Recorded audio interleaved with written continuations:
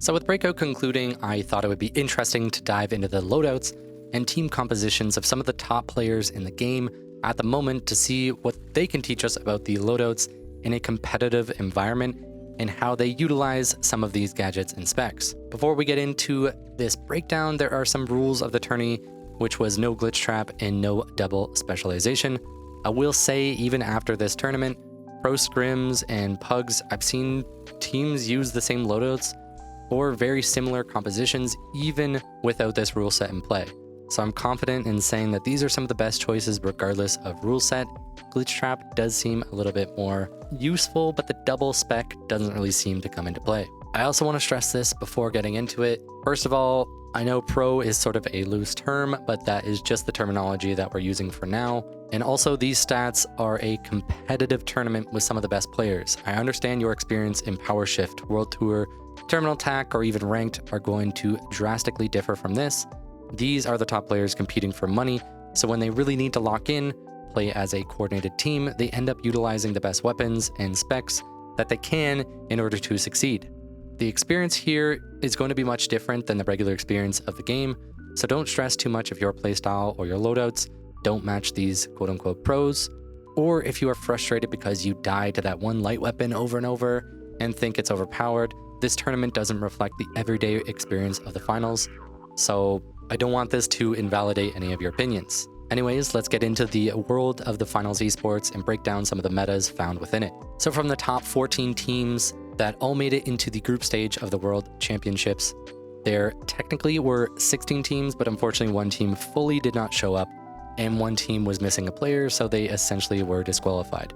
So the breakdown of the team comps at the start of the tourney in group stage included 9 teams on heavy, medium, medium, 3 teams using HML, which is heavy, medium, light, 1 team using HHM, and 1 team using MML. Interestingly enough, by the end of the group stage 2 of the HML comps had both actually picked up HMM for multiple games near the end as they were losing too many matchups and tried to adopt the winning team's compositions. For the 8 team comps that qualified for playoffs, we had 6 HMM teams, 1 HHM, and 1 HML. For semifinals, the top 4 teams, every single team was heavy and double medium.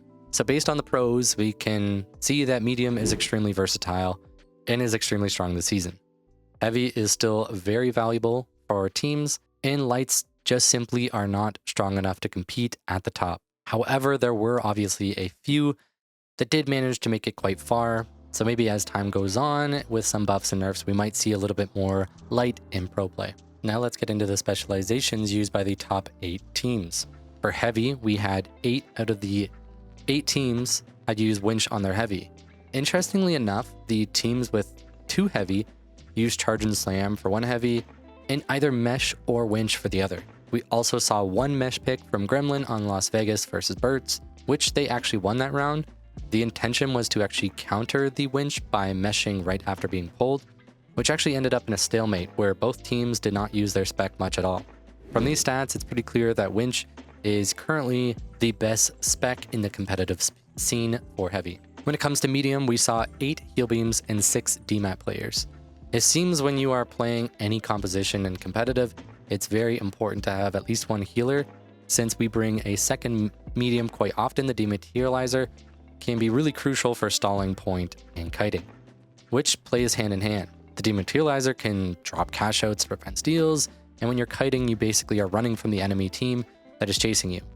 This stalls the timer as this wastes the enemy's time while they're trying to find and chase you. This is to be expected for medium spec choices, nothing too special here though. Now let's cover the few lights that we saw. In group stages, we saw 3 cloak users and 1 dash user. Now as mentioned, 2 of the lights had actually swapped to medium as the games progressed, and we saw only 1 cloak and 1 dash by the end. And in playoffs, we only saw 1 cloak user and no other lights. Now let's cover the weapons we saw in playoffs. For heavy, we saw 8 SA-12-16s and only 1 KS-23, which was used by Frog 3. Surprisingly, the double heavy team actually used both SA-12-16s. I would have assumed they would have picked up a range option, but that's not the case. SA-12 just seems to be that much stronger. We saw a few other KS-23s in the group stage, but basically across the board, SA-12-16 was the go-to pick and honestly had one of the highest pick rate percentages for any class. We also saw a surprising Sledgehammer pick in playoffs for one game, but they did happen to lose that game. When it comes to medium, we saw 11 out of the 14 players use Model 1887. The other 3 used ARs such as the FCAR, AK, and FAMAS. Now this did rotate, and it was sometimes map or matchup dependent, but it seemed that the Model 1887 was extremely dominant. So dominant that it seems multiple teams brought 2 mediums simply so that they can run 3 powerful shotguns in their team composition. When it comes to the few lights in group stage, in playoffs we saw 3 LH1 users and 1 M11 user. However, we did see a few games where players brought out the M26 and the XP54. However, as a side note, the person using the XP54 was someone, and he claims to use the XP54 when he plays on NA as it registers bullets better than the LH1 on high ping. So user experience for different weapons is going to vary, but sometimes that's just something to consider. Now, when it comes to gadgets, this is where it gets pretty tricky to tally. There were plenty of gadgets that were swapped depending on maps, enemy matchups, and different tactics that they wanted to really play into. It was not very consistent, but let me break down some of the more popular gadgets for each class with some other picks where they came into play. For heavy, we saw RPG on every single heavy, along with Dome Shield. The last gadget was typically a pick between C4 or Barricade. NA teams tended to always pick C4 basically across the board, and EU were a bit more split between Barricade or C4. C4 creates a lot of openings for fights. You can engage with DPS from the C4.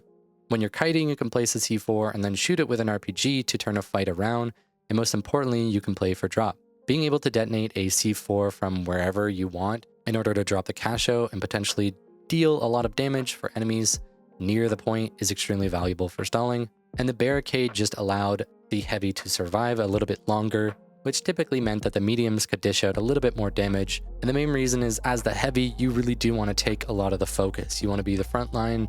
You want the enemy focusing you. So if you can take a couple of model shots or bullets into your Barricade, that just means that your team is able to dish out more damage while also soaking up a lot of damage. When it comes to medium, we actually get a quite different spectrum of gadgets, but I could not find a medium not using defibs. But we saw a couple of different gadgets in rotation for the last 2 slots, and I'll try to put them in order from most common to least common.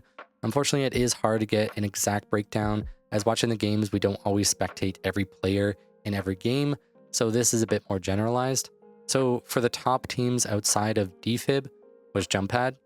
Frag grenades was a very common pick. It seems some teams like to double up on frag grenade or just use one, but it was used very frequently in all stages of the tournament. Zipline was very common for the group stages, where it was basically a cash out round with the 4 teams, but it did lose a lot of popularity in the playoffs where it was 3v3 games, which does make sense as map rotation is really important in the cash out games, but not as important in 3v3s.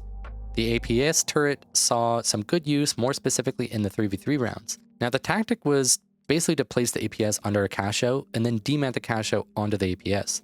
This removes the C4s that were on the cash out.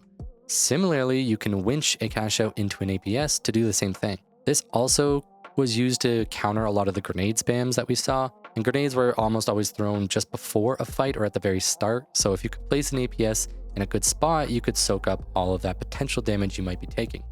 The goo grenade was also used very few times, but was actually used extremely effectively, notably Brendy on Holta's Finest.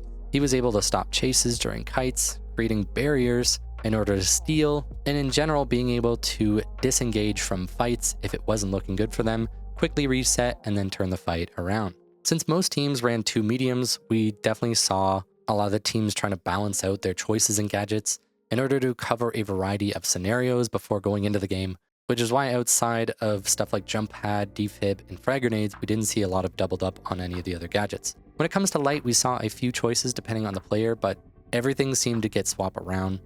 There doesn't seem to be a very definitive meta for light as of right now, so I'll run down the gadgets based on popularity and try to elaborate on them. First, we have Gateway. great for cash out rounds. Traversing the map is extremely valuable. But even for this kiting meta in 3v3s, we see a ton of use cases for Gateway. For this reason, it's basically 100% pick rate. Next is the stun gun. Being able to isolate a target in a fight, with stun chasing down targets better, allowing you to escape when chased, interrupting steals or plugs. The stun has plenty of use cases and a short cooldown. Pretty good choice no matter the round, but in cash out rounds, it does seem to be a lot more valuable. That doesn't mean that it's not valuable in the 3v3 rounds. Next is Frag Grenade, a very solid choice for DPS, gets you good entry damage for opening up for your team, can also counter some enemy gadgets by damaging or destroying them, which is really good before you engage a fight. After that, we have Glitch Grenade. This was great for facing multiple heavies and can be good way in order to create an opening for your team again. Making the enemy unable to use any utility for 5 seconds means you can end the fight rather quickly. We also saw a bit of Vanish Bomb, but only by the dash users and not for many games. This didn't get as much use as other picks. And an honorable mention is Thermal Vision, which was in the reserves of some lights but was never really used. This is a good counter to other lights, but the lack of lights means that this basically was just never used. Now let me explain some common strategies for different teams. Now these throughout the tournament were used quite a bit. For cash out, we saw a lot of plugging and third partying. Typically the strat was to quickly get the first plug so that you can go to the other side of the map and fight for the other vault's plug, or you just third party to get kills, as kill participation was really important for this tournament. This cycle repeats and teams try to set the tempo. The first team to plug and the team who wins the first cash out often set the pace of the game and would typically end up in first or second place. Teams that suffered early on rarely came back as they were simply behind in the tempo. Other teams kept getting to defensive positions first, as if they were alive after a cash out ended, they were just able to set that pace of the game. We also saw a lot of kiting. So to explain this tactic, it's where the DMAT player will keep running through buildings, run through walls, maybe drop a floor or go up a floor. They can also use their jump pad to reach rooftops. The idea is to have the enemy team just chase you. The longer that these enemies chase you, the longer that they're not stealing your point. Eventually, they're going to have to give up and try to just attempt a steal. And at the moment that you give up on that chase, or you get caught out in a bad spot, the team kiting will just turn around and win that fight. Holtau's Finest was one of the best at doing this. They were basically just the kings of kiting and have really started to shake the meta into what it is now. A tactic that really rose to popularity this season is called fishing. This involves the winch and DMAT player working together. You DMAT above a point to attempt to spot the enemies. Once spotted, the winch player attempts to grab one of the enemies, essentially fishing them out of the hole. Being able to get this pick essentially just means that you win that fight. There were also lots of developments on the cash out revolving around defensive plays and counter plays to the setups that we were seeing. Some of the setups we saw would typically be with a C4 on the point in order to drop it. And then below the cash out, we would see jump pads, either on the wall or on the floor in order to bounce the cash out. Then we saw more complex setups with jump pads under 2 levels of floors. So when the enemy drops the first one, it bounces. They break that pad and then they drop it again using DMAT to drop onto another jump pad. We also saw jump pads above the point so that they could DMAT it down to the point. We saw jump pads on goo in order to get weird angles to fling the cash out into another weird spot after the initial drop. We also saw plenty of winch players pulling the cash out outside of the building and into the open. This allowed the defending team to position either on rooftops or in a weird spot. It basically had more spots to play within. Instead of being very predictable, if it is in a building, you can assume that the team is going to be close to it. We also saw a few uses of Gateway where they're placed above the point or even under the point so that when a team starts stealing, you can teleport right back and start to defend. Now some counters to these setups were to scout by going to the location below the cash out, clearing the jump pads if you see them, then placing an APS turret below the cash out and dematting it to drop it on and clear any of the defenses. Using demat to drop cash out all the way to the bottom floor and then winching it into a corner was also pretty effective, especially when you bring a goo grenade in order to create cover. And more than likely, they aren't going to be at the bottom floor and they might have to run quite far back to the point. And even when they get into line of sight, they're going to have to get through your goo.